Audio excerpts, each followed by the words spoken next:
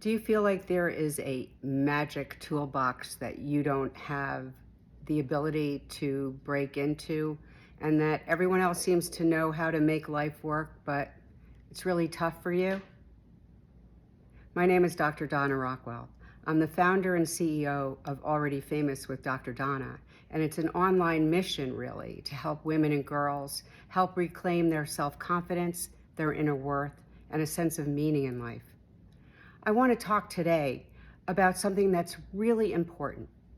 These are 5 things I wish I had known when I was growing up that would have made me a happier person. Number 1, our mind and our body are connected. They are one thing. Of course they are. How could they be acting opposed to one another? So the first thing to understand is that our mind and our body are one thing. There is a mind-body connection. And the way we can be most present with ourselves so that we have agency in life, so we can say no to scrolling on social media. We can say no to being friends with people who aren't good for us anymore. And we can say yes to people that affirm us if we understand something to begin with. So this is all about the brain. The mind and the body are connected. So the way you feel affects the way you think, and the way you think affects the way your body feels.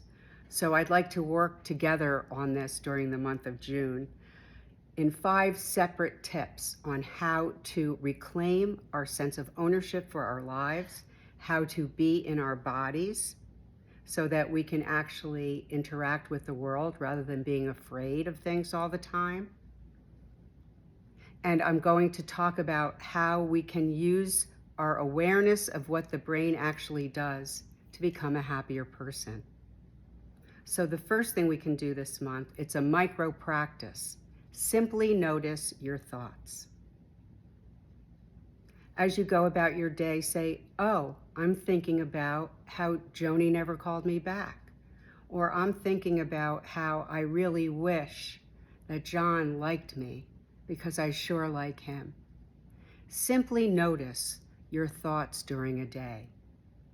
So that's the micro practice for week number 1 in our 5-week series. Notice your thoughts.